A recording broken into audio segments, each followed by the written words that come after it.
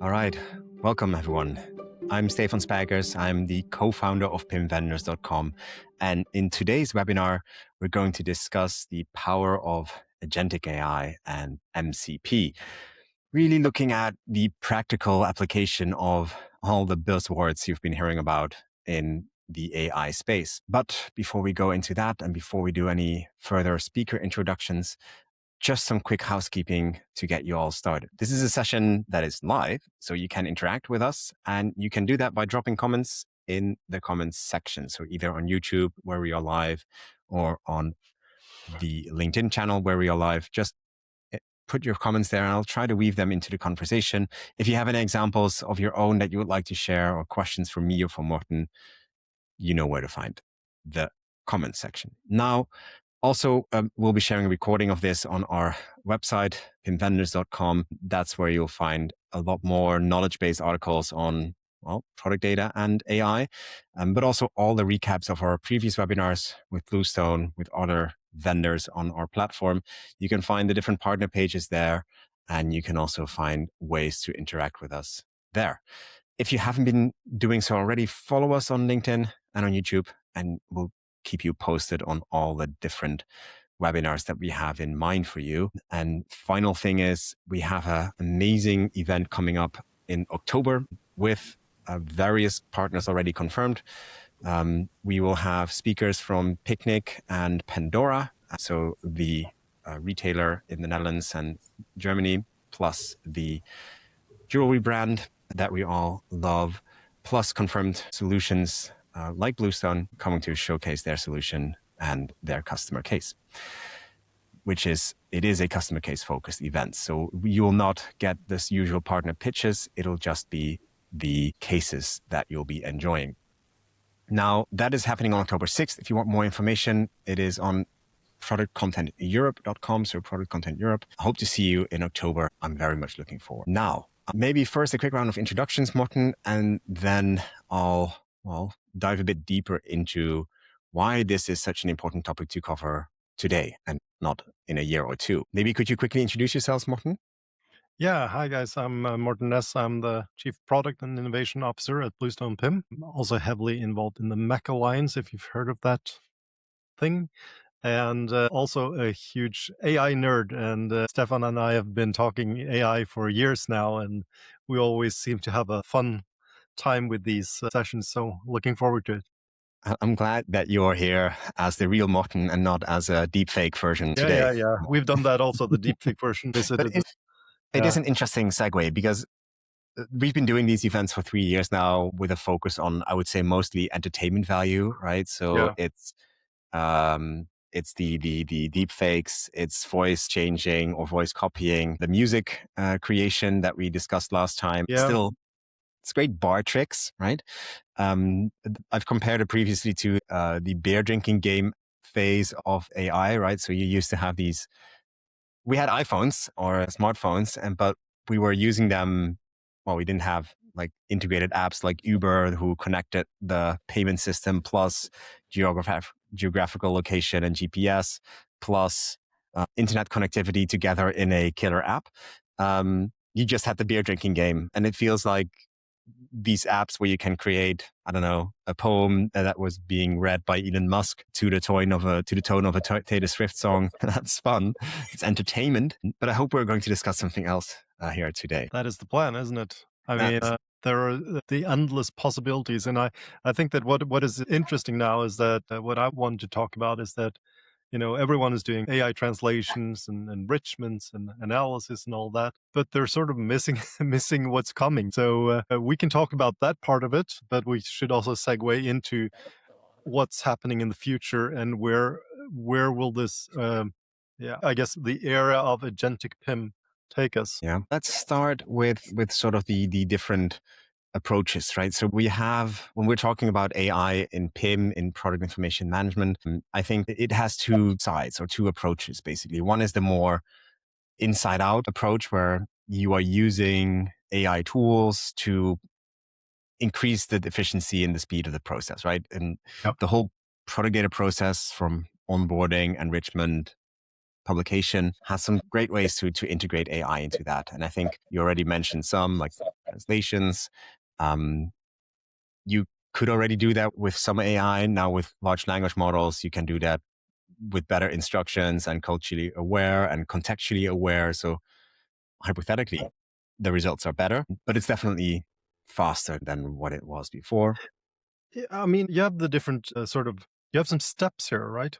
So the first thing that happened was that everyone, when GPT 3.5 came out, everyone started looking at ways of using this, and you had like this manual way of using these tools. So basically you could, make a description, make a translation, blah, blah, blah, and then paste it into PIM. So the first tools were like very crude, sort of paste, use this, use that. And then later we implemented also sort of templates into this, right? So that you could have AI templates and you could use the templates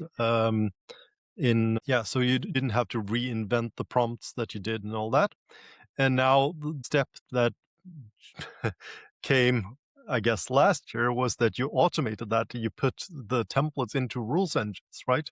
So we have that where you can sort of automate the templates. So when something happens, an event happens in the system, then that can trigger this translation template or this enrichment template, blah, blah, blah. But that is also still just talking about doing things that are very basic in my mind, because the real power is when you start using AI within the system itself. So that means that, and I'll make some I'll showcase this a little bit later, where you have AI actually using the system and actually becoming agentic and actually using the features in the system. And that's where the fun starts, right? It's well, the beer drinking game was fun as well, but yes, this is where the fun starts, and also where the value accrues, right? And I think you're right in saying that this is pretty new. Like it's 6 months ago that we got the true agentic revolution, and I think we're sort of in the middle of it, where the capabilities, the model capabilities are there, but that sometimes the tooling isn't there yet. And we're definitely going to touch that. Maybe starting with that, I think what we see now in practice is exactly what you're describing. Like people are using ChatGPT in a copy paste fashion, or they're doing some simple integrations into very small pieces of their workflows. And you can do that on different layers in the architecture, right? You can do that on like the pure description layer, like doing translations that happens in the description layer. And that's great. You want your products to be visible on SEO or do your generative engine optimization, geo. And to have your product surface there, you need to have, well, high quality product data and rich product data. So having those attributes filled in, having them translated to the right languages, that's important. I think what's one level below that is the schematic setup of your product data. So making sure that it is embedded in a web of context, basically. So that could be done through technical JSON schemas from schema.org, but it could also be done through relationships like spare part relationships or user-generated content. Those richer contextual layers that you want to add on top of that. And that's, I think, where most of the market is right now. When I talk to people about AI, they're using it to connect this, to help them with better descriptions. That's where the discussion and where the action is taking place. But I think what you're describing and the future we see in front of us is where the layers below that come into action, right? Yeah. So if I would describe that, that's 2 layers down. That's one is the API or MCP layer. Like how do you get that product data actually out there? And then the final layer would be the actual IT architectural layer, like which tools come into play, which PIM, which DAM, which MDM, which ERP system, which ecom system. And you already mentioned the Mac Alliance and Headless tools, composable commerce. That is definitely one of the factors implementing how you set up that infrastructural layer. And I think, and we're going to get back to this, but the key, the mistake, but it's an easy mistake to make, is thinking you should focus on the first 2 layers and forget the third and fourth layer, like not spend any time or money or attention on these layers, where actually you can do an amazing job on the first two layers, but if you're not surfacing it right, or if the IT tooling architecture is not serving that workflow, you're going to hit a wall pretty soon. So yeah, let's see how we can tie that to some exciting demos. Yeah, I think it's interesting just to comment on what you're saying, because we can't talk about that without talking about agentic commerce, right? That has been, Right. it's agentic commerce is making PIM great again. Sort of, it is fantastic for the PIM vendors, because now product information quality actually matters, right? An agent in an agentic commerce situation will score you or evaluate you based on the quality of your product information. So that means that you have to get your ducks in a row first. It's always been like that, but I mean, people are very forgiving. We don't. We can, fill in the gaps, and when you have missing information and all that. But an agent is ruthless. It scores you based on sort of the completeness and the quality of your product information. So that's sort of what sets this whole story up. And then you have the whole thing about the tools and the things that help you. And then the most interesting thing that I'm talking about now is sort of the future, because we're so into this. It's moving so fast that we have enough just coping with what's happening right now. So we're not able to lift our heads. But what's happening next is even more insane, right? Because basically what we're saying is that our PIM is becoming an agentic toolbox, right?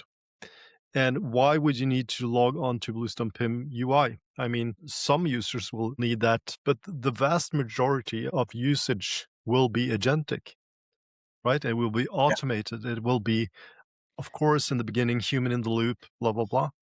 But the whole thing that we're setting up, and what is super important now, if you're in a situation where you're choosing a PIM or looking at a PIM, you need to look at that part, because that is what's happening next, and it needs to sort of play well into that the coming era of agentic commerce and agentic PIM. Yeah, you're totally right. The whole reason we're having this discussion is not just because AI tools are cool, but also because search is changing, commerce is changing. I think 60% of customers have used AI search in the past month. Google just launched the AI overview for 100% of product searches. So from now on, and probably like the European countries will be later in this rollout, but all your product related searches will face an AI overview. Google will not include your product if it doesn't score well on all the layers we just discussed, like the description, the schematics, the relationships, The schematics also, the API surfacing, and then finally where that all comes from. So you're just skipped. You're invisible for Google and for all the other LLMs exactly. Yeah, right. who work in the same way. And that you cannot solve that with perfect descriptions. It does help, but you need to have the technical stuff bolted down as well. You need to have that in the right place. And I'm very, like, on the one hand, I see the whole market still very much busy with how can we copy paste into ChatGPT and make that process a little bit more efficient, while actually the search engine market, the traffic market, is already 2 steps in front of that, which that gap that is there is, I think, something you can now jump into. Like, big companies, but also small companies are not there yet. They're still working on enrichment through AI and translations, and don't touch our IT architecture because any change is going to take 3 years. So we don't want to do that. Well, actually, when your customer searches on Google or an LLM, they're already getting the new experience. That is a gap. That is a gap that you can now fill by making the right choices in your architectural setup. And it's going to be a sea change. Like, you're invisible. You're either visible or invisible, right? Yeah, it's not like very binary, right? it's binary. You're not on page 2 or 3. Like, it's 1 or 0. Yeah, that's a good point. I mean, we've all been there on page 2 and 3 in Google and looked at stuff. An agent doesn't do that. Well, it knows it. It knows, page 1 through 17. that it doesn't care about anything but, what's at the very top. So it's ruthless. And I did a talk in Stockholm yesterday, and we talked about the fact, I got a question from the audience, and they talked about, well, what do you do about, when you get rating and reviews and things that you don't like? I mean, we've been able to sort of hide that or push that away or, do stuff and avoid things and do sneaky stuff. The only choice you have right now is to deliver quality, because I think an agent will see right through any attempt of, if you have like a, Black Friday pricing strategy, raising prices before and then dropping it at the end. Well, it takes an agent nanoseconds to see what you're doing, right? That won't bite or any cool, tricky marketing thing that you're doing. All right. And I mean, like, even if you ask it for, I don't know, the best, whatever you want to put in there, like the best drill or the best whatever, it is not going to surface some sketchy Instagram brand that, like, you're just going to be invisible. I'm very curious how that is going to. I mean, it is. but at the same time, this is early. Like, we're talking about it as it's happening right now, but I mean, it will still be years until we're there. But the thing is that I don't think you can like do the ostrich and put your head in the sand, because this is happening so fast, and suddenly you'll have this Kodak moment, right? Where suddenly everyone is bypassing you because you're looking the other way. So if you're into your workflows or, where you're manually or using AI to do translations and enrichment and blah, blah, blah, and that's your focus and how to make that thing more and more efficient, you're missing the point, because an agent is going to do that. It will fix that like 2 years from now. That's not how PIMing is done, right? I mean, you're right. It is, like, in a way, you have to start now because the world has already changed, right? So the search world has already changed. People are using LLMs more and more.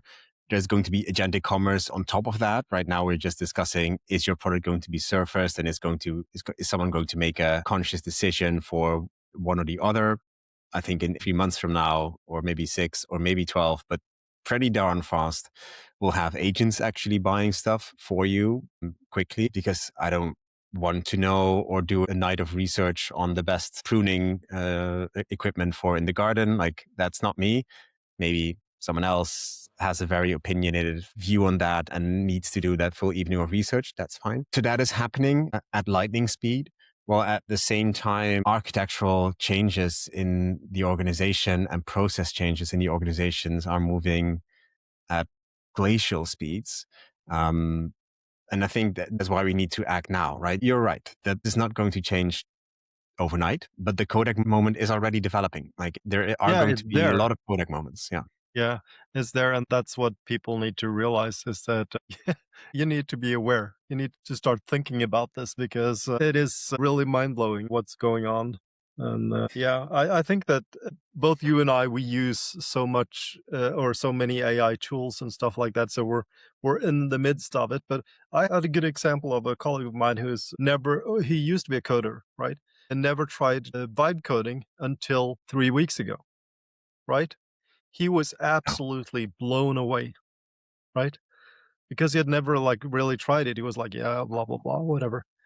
But now, now he's tried it, and he was like, I think it changed his worldview views quite quickly. So that's the point, is that, try these things and you will see. I mean, I have some fun. I have one fun example also that made my day now, made it more efficient. It's more of what we usually do, Stefan. Yeah, But I sure. use something called Whisper Flow now. Do you use it? It's just talking about efficiency here. I'm not going to derail the whole thing, but No. I have it installed, but I just never get to talking to it. Yeah. Can you well, explain what it is, maybe, for the audience? Yeah. well, we're on the site, but it's relevant. Trust me. Yeah. The point is that I find myself in a situation all the time where I sort of hate this 150-year-old input device, right? It's not efficient. It's actually made to be inefficient, right? Because the point was that in the machine, the actual striking of the mechanism wasn't going to be too quick, right? So that is the thing. So I looked into actually like stenography, because that's quite interesting, but that's going to take you freaking 2-3 years to learn how to do that quickly. But what whisper flow is basically just speaking. But the cool thing is that, as you can hear when I speak, there is a lot of as and ahs and no, like you and likes and stuff and things that you. So it needs to extract the the essence, right? The bullshit, yeah, or the extract Yeah, the it right needs to stuff. cut out the bullshit and then Yeah. extract the essence, and that's what whisper flow does, right? So it basically just it's the voice to text AI, but it understands what you're talking about. Yeah. And and you just activate it with one key. Um, it's not perfect, but I mean, it's insane. How do you I'm use it, gonna have. Morten? Like, do you just use it for transcription, or do you have it do tasks? Can it do tasks? I have not, like, this is new for me. So to be honest, I've not tried that long. But what I use it for is maybe we should just put this in the chat, or Yeah, I'll um, copy it into the LinkedIn. or copy it in. I'll put it in the chat here so you can help me out. But Yes. no, but basically it is fit for purpose on the voice to text thing. That's what it does really, really well. But the point is that when we talk much faster than we can write, right? So that is, and it's much closer. So we don't have the neural link yet, and I don't think No.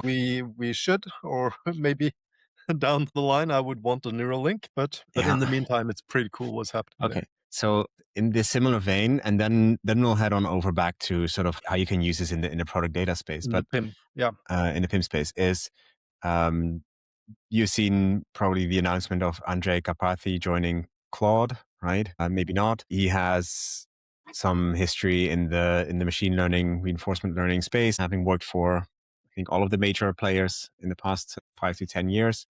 He has a very interesting sort of way to combine notes and sort of create an own wiki for himself that he then can trigger using the different AI tools as context, right? So your whole life is basically just a database, and turning that into Obsidian nodes, Markdown nodes using Obsidian, and then linking them together in a topical sense and having AI write them or rewrite them very based on the input you provide gives you sort of this personal AI assistant or coach or data set. And next to it, it's sort of the input for your Claude work or co-work, right? So yeah. it is the full context of your life or your professional life, if you wish, which you then can use as input for all the things you do with AI to make it more personal, more you. And that's a perfect segue actually to Right. what we're going to talk about next, because that is what's happening, right? This is what's happening out there.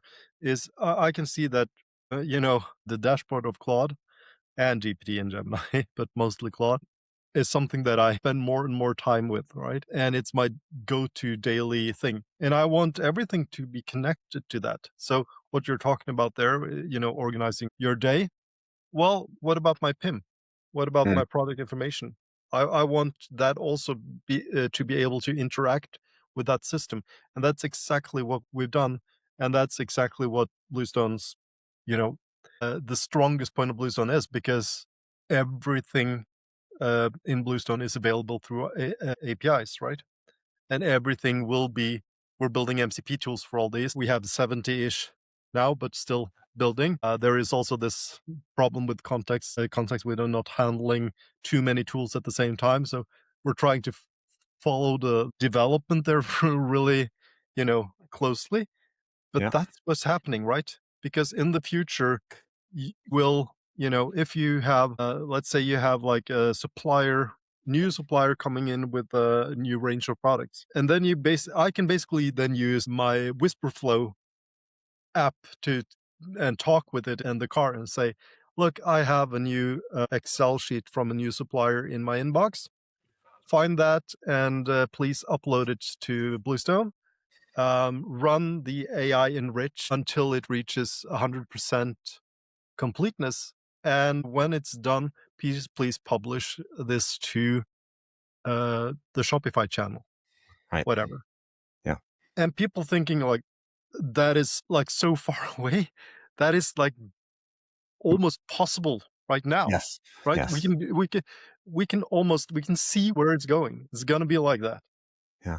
No, it's exactly like this. Like you have a meeting with someone, you decide the 3 action points, and then you just say, okay, execute action point 1 and 2, and remind me of the third one tomorrow. And it starts doing this. Like if it's indeed connected to an MCP server, you can start uploading the new products already and start enriching them as Absolutely. well. Yeah. Should we Yeah. show people That's show them something. what we're talking about? Yeah. Yeah. But Okay. I'll because, try. yeah, because I think it feels very much abstract and future minded. And I think in a way, yeah, you need to really use this to really start appreciating, like you mentioned, the change that will imply. And I sure hope not that this is a generational thing, right? Where I will spend my years working in the old-fashioned ways. But I'm very curious how your colleague who just discovered vibe coding 3 weeks ago, how his approach differs from, I don't know, someone just coming out of university and working on a side project, which she developed in the evenings and has been vibe coding for the rest for her whole sort of development career, right? Yeah. And I'm very curious how this also will happen in other work environments, but let's see. Yeah, that is a good question. Well, nobody knows. And I mean, what struck me, I was in Toronto 3 weeks ago, I think it was, and tried to talk with the cutting edge people, the people who really should know what's going on. And they're all basically like, everyone is looking at each other and going, okay, what are you guys doing about this? Well, I don't know. We're trying this. Okay, I mean, nobody knows yet. But there are some clear signs of where we're going. And one of them are, this MCP story, like, and the power still of the headless APIs. If you have that foundation of like being truly API only and everything is available through APIs, you have a huge advantage. And what we've done here is just to show, and this is not unique at all, but I've connected to our Bluestone PIM MCP server here. This is the lab server, and I can just, tell Claude basically now to show me all the catalogs in Bluestone. And of course, it will trigger the tools. It's understanding that it does that, and it will take some time. And this is, okay, not that bad. Not that long. Claude is sometimes very slow Yeah. nowadays, but that's a personal frustration shared by everyone using Claude. But yeah. Yeah. And I did I used Opus for this. Probably should have used Haiku for this. Would have been much quicker. But it shows the point, right? And Yeah. I can now drill into this. I can compare. I can find all the products. I can do a lot of stuff directly from Claude, right? And this is All right. so interesting, right? But then I'm not going to go too deep into that part, but we could dive into that also. But I would like to share my other screen here to show what's going on in the Bluestone PIM side of things. Because the cool thing is that we're using the same MCP tools on both sides. So if you're external, you have access to the same things that you have access to internally. The only difference is that the internal MCPs or the internal agent also has the UI that it can work with. So I'm going to stop here and I'm going to share my screen again. Hopefully this one. Okay. So what we have here is to set up our internal agent. And the cool thing with Bluestone is that I can configure as many as I want. We're agnostic. We just set up the 3 big ones here, but any LangChain supported LLM can be used, even internal LLMs. So if you have made your own LLM, like some of our largest clients have, that is also available for you. And then once you authenticate, you can also get the tools that are available for you, and these tools are connected to the agent. And this is like the face of the agent is what we have here. And basically, this I can ask it here. What can you do for me? Here is what I can do. Okay, tool execution. I was just wondering why it was executing tools. Yeah. It's working in different, but yeah, this is what it's capable of doing already, right? And the cool thing is that it's also doing things in the UI. So it's working in the UI. So if I ask this this question, find in the laptops category, it will go out, and it's a little bit slow now because it's triggering a lot of tools. But the point you'll see is that it found multiple ones. So it's triggering more tools. It found in different contexts. Yeah. So it's triggering all these tools now to get the context, and eventually it will also then trigger the UI. There we go. So there we go. Okay. So yeah, the agent updated the UI. Yeah. Okay. Yeah. But that is what we're talking about here, which is the big thing that is happening here, is that these tools now, they will also manipulate the UI itself and do things in the UI. And they can do it from an external place. So you can be a human in the loop and verify within the UI. Does this look good? It can pull up that kind of thing. But eventually, once you start to trust this whole thing, it will basically, be very automated. Yeah, it's like Claude Code, but then for product data, right? I think that's maybe a helpful analogy. Like at first, you also just checked the code and you had like a human in loop, but you also have developers or whole teams that just talk to Claude all day and deploy the code and maybe have an agent check for the integration testing and the quality assurance. But that's it. Yeah. Like they don't type themselves. They don't even work in an IDE maybe, well, except maybe for the Claude Code environments. But it is definitely a change. And I think what you just showed is also the evolution of the chat interface, right? I think I always found that integrating a chat into PIM or into a product, into a tool at all, like everyone was rushing to integrate ChatGPT, but you could just chat with your data. That was not very helpful. I think now the paradigm shift is that you can actually have that agent do stuff, right? And I think that's super cool. That is the biggest difference. And I think it's also important to note that this is a real life demo of a tool actually doing things, right? And having actual capabilities instead of just those pure chat agents that you see all the time. Yeah, right? and that is the biggest difference here. So, and I just want to talk about this concept here. This is what I'm actually zoom in a bit, Morten, for the audience at home. I can. Yeah. So, yes. This is what we call Bluestone Labs. So this is a concept. This is what I'm building it on. It's not, it's for developers by developers kind of thing. But basically what we have here is that we have the MCP server capabilities here. And this is open for everyone. This is just, if you have, this is open on our webpage. So the way I've set up Claude Desktop is basically just following these steps and authenticate, and then I can start looking at the tools and working, and we have examples of how you can work with it.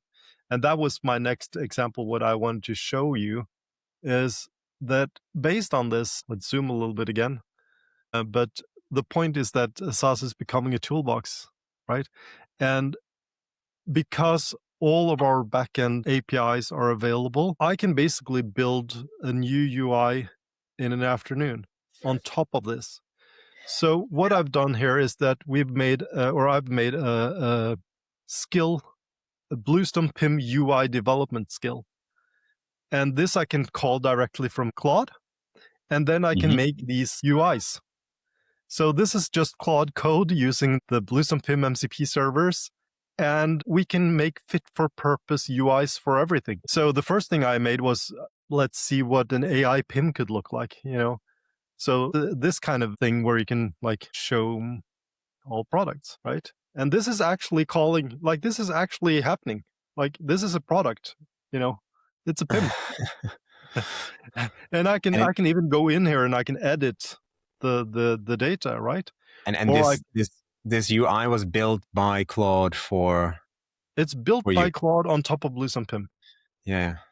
So, and it's a lighter and more easy UI to use, right? You don't have the big, heavy. You could have a welcome screen that looks like this instead of the Bluestone PIM kind of maybe intimidating. All the knobs and whistles and categories and tabs and all the, yeah. And you can just hear, what do I want to do? Well, I want you to run a quality report. So let's do that. Okay, we have some bad quality here on some of the products. Let's click on that. Okay, what's going on here? Let's do an AI enrich on this and see if that helps.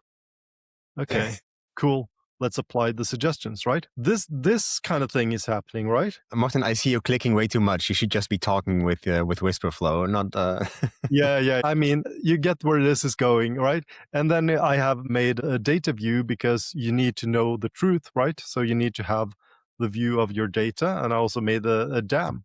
And these are just simple prompts made in a few, back and forth, but it's actually using the the Bluestone PIM backend, and that's what's possible with the true API first PIM. How important is that step? Because I don't see it too much happening in practice yet, but there are going to be, or there are already people vibe coding their own PIM on their ADX. I've done that too. Yeah. What was it? Redstone, right? I made Redstone, and Redstone version 2 this is the first commercial for Redstone version 2 is coming out in June. Okay. I'll invest in that. But no, we don't see them too much yet. And I'm wondering why. Like, why isn't there any lovable PIMs, or why aren't people building these PIM solutions in an afternoon? Yeah. And that's one of the things that, any CPO or CTO out there that don't do this, I don't understand what the hell they're doing. Vibe code your own system and try to see what the thing is. I've vibe coded a PIM. I've vibe coded several PIMs now, and I've seen why it's what's working and what's not working. Yeah. And the truth is a little bit scary. The truth is that if I was a vendor that needed a PIM and I had 2,000, 3,000 products, 2,000 products in a language or two, I would vibe code my own PIM, right? So that's where we're at. Luckily, our one of our largest clients, H&M, for example, they have 1 million products in 160 languages and contexts. So it's 160 layers times 1 million, right?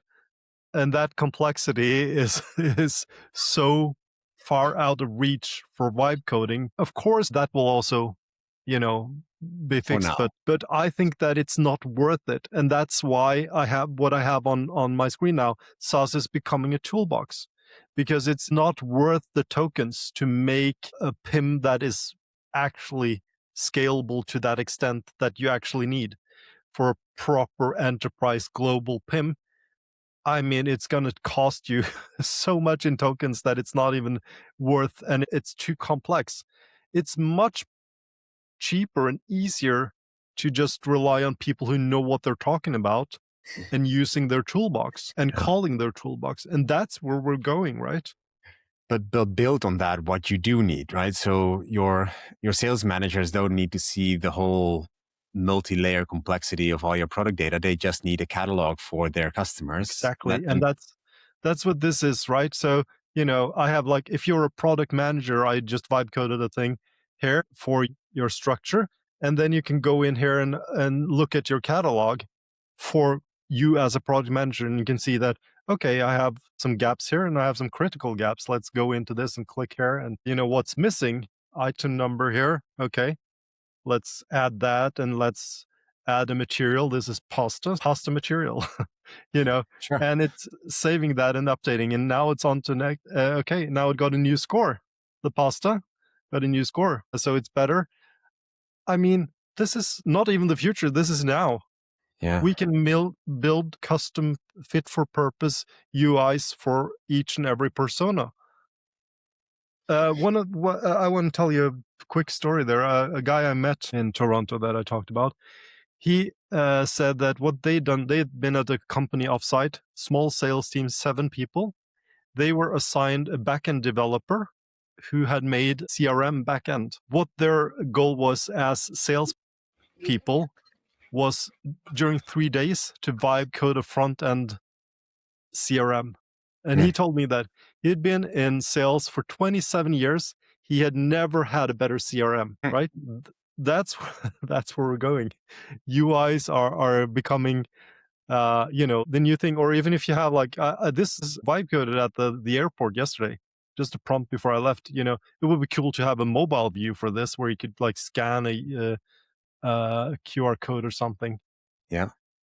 Right. So, but I mean, this is actually a question from the audience, from Andy, who says, does this front end design ultimately end up with no user experience or user from the SaaS? Everything becomes a set of APIs, MCP with a coordination layer. I think that question is answered. Well, it is a good point, right? What's happening now? I mean, I don't have all the answers, and I mean, what about UX and UI? That is a skill that that's a profession. Can we just trust Claude with making things that are good to work with? But the thing is, once you start doing this, you'll see that yes, it can, because if you don't understand how it works, just redo it and do it in a way that works for you. Yeah. So it's like UI on demand. UI designers are going to build UI elements that you can license, yes, of course, but not the full user interface anymore. There, Yeah. it's composable components, I guess, that will be used. But I don't see SaaS or PIMs going away, because trust me, I've spent the last decade building a global enterprise PIM. It is a headache and a half. So I don't think that part is going away, but the way you use it is very different now, and it's becoming a toolbox, and I'm fine with that, because that's the way we've always thought about it. We always thought about headless in a true fashion, that headless was the way to go. And this is what we're seeing now. This is true headless, not the 2017 version of headless or the 2018 version of headless. This is like the actual stuff. Yeah, and I think it never made sense to build a user interface into another tooling for a PIM, or create a specific, well, headless is great, but you still need to create the user interface, so that is still then work that needs to happen. With Claude Code, and especially with the integration, with the MCP integration, it is still work, but it's so much easier that indeed in an afternoon, or even in an hour, you can craft something that does everything your customer service agent needs. Or even there's a special week where you're doing something special, a special promotion. You need to have a user interface to do some small things with your product data just for that week, and you set it up. It's almost for free. It's almost free, but it's not. I mean, I'm not claiming that this is problem free. I mean, you will have a lot of things that are potentially wrong, but at the end, what I find appealing about this story is that the APIs that feed this story are there. They're verified, they're scalable, they're solid. The security is built in. So sort of the foundation is there, and you can't mess that up because you're just using it. Well, with some moderation, I'm sure you can mess that up also. But yeah. I mean, that it's a very interesting development.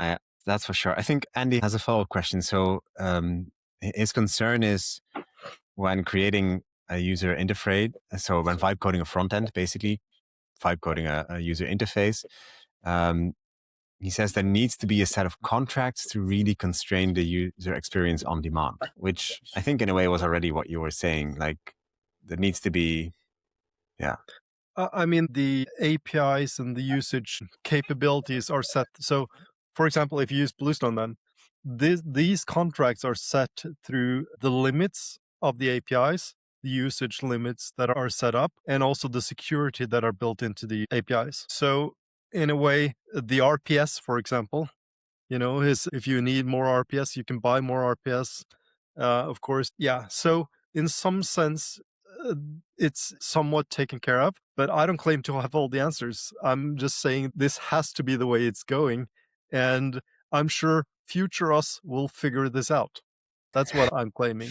Let's Future us will fix this. provide them the tools and Yeah, see where I they think take it. that's where we're going. Future us will come up with something smart but I share concerns. Of course I do. And I'm not claiming that this is a enterprise scale kind of thing yet. But the thing is that this wasn't even possible before Christmas, right? So that's Yeah. what I'm saying. Yeah. No, I mean, the thing is, yes, it was possible, but you had to have a low code environment and you had to understand how to create user interfaces and how to connect that to the headless environment and like, Yes. okay, define what was possible, but Exactly. what was possible was not doing this in an afternoon with Claude Code. Yeah. Yes, for a novice. I mean, I started talking too much 15 years ago, stopped coding. I haven't really coded anything of value in the last 15 years until 2 years ago, 3 years ago when I started vibe coding. Yeah. And suddenly now I'm back, baby. That's the way it is. But I realize the limitations here and also I share the concerns. But I mean, it has to be the future. It just has to be. I think that's actually a great place to end the conversation. The building the tools for future you to use and experiment with and the whole wide world to share and experiment with. I've shared the labs.bluestone PIM link. Cool. And I think there will be some people playing around with it after this session. Yep. You're already getting good feedback in the chat. I would say if anyone has any questions for Morten or for me or for anyone, drop them into the chat and we'll pick them up later today. Reach out to us directly on LinkedIn. I'm pretty sure you'll be able to find Morten and me on there. And I hope to see you soon. Morten, thanks a lot for joining us today. Is there any place you would recommend people start when they want to explore further? To explore further.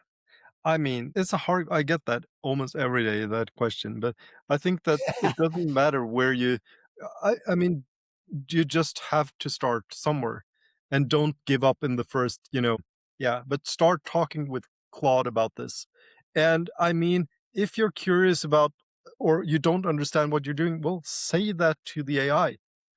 It will start to learn to know you and it will start to if you're just curious and start asking questions, you will, eventually it will help you come up with the right questions that you're actually wondering about. And it will help you resolve and figure out what you're actually trying to do or what your questions are. So, I mean, use AI to use AI through the UI. Yeah. Yes. to build user interface. Okay, we're there. We're back.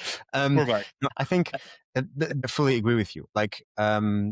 And I think in a way, even if you tried it 4 months ago, try it again today, because the ecosystem is also changing so rapidly and adopting to this. So I launched an app this Monday, which I vibe coded over the weekend, or the longer weekend, but still over multiple sessions, just chatting with Claude. And then I had to deploy it. I never deployed an app as like this. So I needed some help from the tooling and it gave it to me. And of course, you always have to be a bit careful about copy pasting commands into your terminal, but hey. Yeah.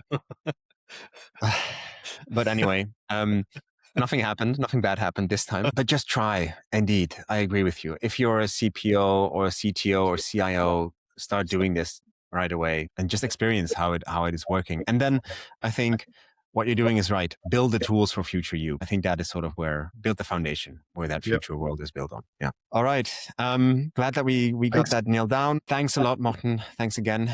And I'll definitely speak to you later. For the audience as well, thanks a lot for joining us and interacting with us today. I hope you had a blast. Please do follow us on LinkedIn and join us in Nieuwegein in October when we have the live event. You can buy early bird tickets now on productcontenteurope.com.